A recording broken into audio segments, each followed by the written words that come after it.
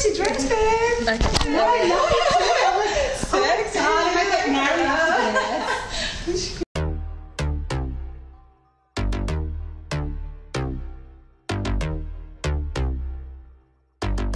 First things first, I'm the realist. Drop this and let the whole world feel it. I've been thinking and I've realised that women just do so many crazy things. It's not only men that can be creepy and weird. Like, for example, if you leave any woman in a guy's house, maybe in the morning or for a few hours when he's going to go get coffee, that woman will rummage through all his stuff. Tell me, every stuff. woman would do that, right? I don't think there's a woman, if she's interested in the guy, because otherwise Yeah, if you give a shit, you will. you will like, rummage. You will rummage through every his little place. secret drawer. Maybe you're the only weird one. No. They No, all do it. yeah. Every woman does that. But I don't think that guys do it. I don't think they would care enough. No, I don't. I think it's a special thing that women actually have a monopoly on. But I know you're a crazy woman, so what crazy things do you do? No, I'm not. Oh, crazy thing. But I don't think what I do is to, okay, honestly, cyber stalking. But is there a point where you're like, I am crazy, what am I doing? And you can't stop yourself. Oh, when I have passwords and pins and phones that I can break up, like, just like, I can break into anybody's phone. You can break any code. I can break any code.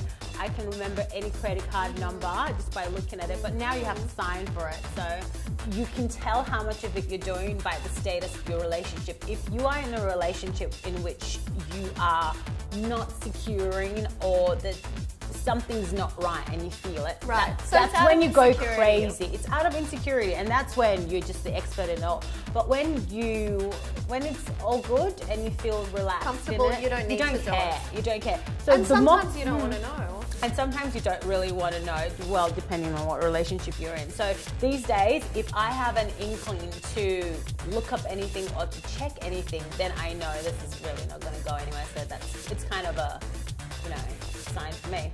But maybe men do crazy things as well. Let us know, have you done anything crazy, or tell us a story about a guy doing crazy things. Question for you this morning. One of our friends has taken back a cheating ex. What do you think about that? Just as a general... Well, it depends on the circumstances. I've never been one for, you're a cheater, that's it, I'm going to break up with you. I think... I have. No, it depends. Once a cheater, always a cheater. But listen, it depends the way that you find out. If you literally go into your bedroom and you see them shagging, no. Or somebody breaks it to you. But if the person comes to you, your boyfriend comes to you and he says, I made a mistake, I was drunk, or it was a really stupid mistake, I feel so bad, it'll never happen again, that's something I can forgive. Because the worst thing for me is dishonesty rather than cheating. Cheating can be, he could be like, secretly hiding money from you. It can be any form of cheating. No. I'm talking about I'm just talking about the sexual cheating kind of stuff. For me, it's about the way they do it, not the actual act of sleeping with somebody. But do you believe that if you've done it once, you'll always do it? Not necessarily, speaking from experience, not necessarily. From a lot of things that I've read, if you're in a marriage or a long-term relationship, usually women cheat behind the guy's back and they'll cheat to get out of the relationship. True. At any point, they want to find a way out. With men, if they cheat, they're happy in the relationship, well, as happy as they possibly can be, but they have no plan to actually leave the woman that they're with. So even that shows that people cheat for different reasons. Yeah, so, I don't know, but I have a very strict policy on that. I don't think. Because, well, that's fair enough. If you can't trust the person afterwards, there's no point in being in a relationship. It's kind of like broken glass. As I say, yes, you can glue stuff back together, but it would always have cracks in it. So I don't know. It's what I don't know if it's and also I'm old enough to know that it's probably not too realistic to think that you can never ever stray or accidents. It happens. Especially when you've been with people for years and years. But why don't you tell us what you think? Would you take back a cheating partner? It's VNS and we're in her closet today with Dasha Gold from The Trend Spotter. Tell us about your fabulous wardrobe. Let's start with that one. This has been an outfit that I wore to New York Fashion Week. It was just a kind of really quirky combination of prints and new designer clothes and This is the outfit. So that's what you wore with this top over the top. Yeah, you would never Beautiful. think of putting it together. No. And I was always asked, how did you think of that? How did you do this? But this outfit went viral on the internet, and then it was photographed for UK Vogue and. Well, I love the top and I love the skirt. skirt. But yeah, I would never think of putting the top over. Yeah, so this is a young Australian designer, Sense and Secret, and this is a girl who just recently graduated as well, and she's been doing her prints and she's been showing her work, and I was so inspired how like one of her friends did the print hand drawn, and she showed me the whole canvas, and it just looked amazing. Oh my god, how do you do this, and how do you turn this into clothes? And I loved her story, and then like every collection that she launches, it's all about an unusual story. This was Alice in Wonderland. But you love colour, you love bright patterns and colours, especially this. I think this is one of my favourite things. Oh yeah. The shorts and the top. Have you worn this before?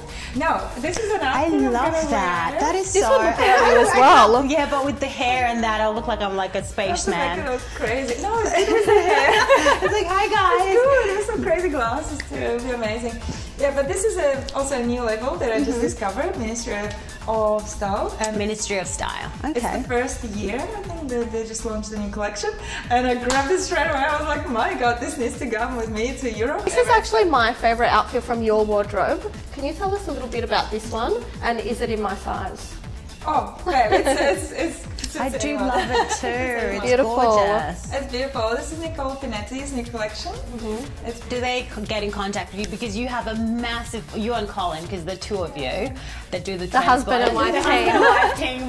We don't know how you manage that. But Yeah, Oh, but so how do you get in contact with the labels, or at this point in time, do people approach you? How does it work? A bit of both. So we get sometimes. Are you being modest? We're always, Or- we're always Because I got it. I always get contact. We get a lot of emails from all over the world, and there's always different lookbooks. We're looking at our latest collections. So it's not just Australian labels. No, a lot of international labels as well. But when I go overseas to Europe or New York, we usually promote Australian labels, and I just want to focus on that. Yep. I don't want to get any other labels from overseas or mass produce or Zara, H&M, and things like that. I want unique don't Australian back prints. I love it to myself. I'm like, No, but when you're going overseas, you Yeah, represent. you want to represent.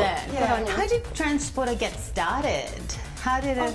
Started with a blog. It was all just a little blog of my inspirations and things I love and the clothes that I love and the designers and inspiring people that I met, and I was always like, okay, let's do an interview together, let's do it, let's talk, let's go and the runways and all the fashion industry. And how did your husband get involved? Oh, he's a technical mastermind. Okay, alright. So it's the perfect husband and wife team. Exactly. I'm a graphic designer and I've worked in the fashion industry. He's been in the fashion industry for 10 years and he's in IT, so we're just All together, let's you do work this. something So great team. does he get clothes as well? Do people send him Yeah. clothes? Because he's always dressed very well. He is. Colin looks good. Yeah. Yeah, well, it went to the point that I've been getting a lot of clothes. I'm just like constantly picking new things and taking photos of it, and he got really inspired. I think I got really inspired. So he went, I want clothes too. He got a little bit jealous. He got competitive. I need some cool outfits, and he just started picking up little things like cool socks and bow ties and this and this, and he's like, oh, I need a cool jacket, and he's been looking at street style photos. Right. We're constantly uploading street style photos, so he's like, oh my god, I love this jacket, I love this. So you guys have a huge wardrobe. Basically. Humongous. I've got two. One bedroom converted into that. What is the best part of your job? Because what would your job be? You're a fashionista, blogger, style everything is the best part of icon, it. you're judging a modeling competition. What's your favourite? What's The your best favourite part part? is I never know what tomorrow brings. It's an email, it could be an email, it could be a phone call, it could be anything, and I'm not the kind of person who plans really far ahead. I'm like, I don't know what's going to happen after Europe. I don't even know what's going to happen. Colin in does Europe. that part. He does the planning.